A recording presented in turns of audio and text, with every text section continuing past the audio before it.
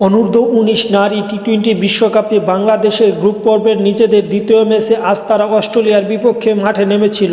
Australia অনূর্ধ্ব-19 নারী দলকে প্রায় হারিয়ে দিয়েছিল বাংলাদেশ, যেখানে বাংলাদেশ প্রথমে ব্যাট করতে নামলে তারা ওপেনার সহ প্রথম টপাটাররা 12 করতে পারেনি। 52 রানে বাংলাদেশের সাজ গড়ে পেরে 6 ব্যাটার।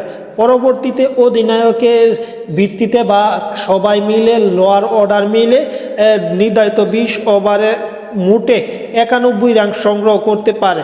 এই 91 রান দিয়ে জয়ের সম্ভাবনা দেখছিল বাংলাদেশ এবং 92টা রানের টার্গেটে ব্যাট করতে নামলে অস্ট্রেলিয়া প্রথমেই এই 3 ওভারে 26 রান সংগ্রহ করে ফেলে বিনা উইকেটে। তারপর একের পর এক উইকেট হারিয়ে তারা 8 উইকেট হারায় এবং বাংলাদেশ জয়ের স্বপ্ন দেখে। শেষ ওভারে প্রয়োজন অস্ট্রেলিয়ার 1 ওভারে 1 রান, 6 বল বাকি আছে 1 রান এবং বাংলাদেশের প্রয়োজন ছিল 2 উইকেট। প্রথম বল অত্যন্ত সুন্দর করার মাধ্যমে প্রথম বলে অস্ট্রেলিয়া কোনো রান করতে পারেনি, বিদায় বাংলাদেশ আবারও জয়ের স্বপ্ন দেখেছিল। পরবর্তীতে বাংলাদেশ আর পেরে ওঠেনি।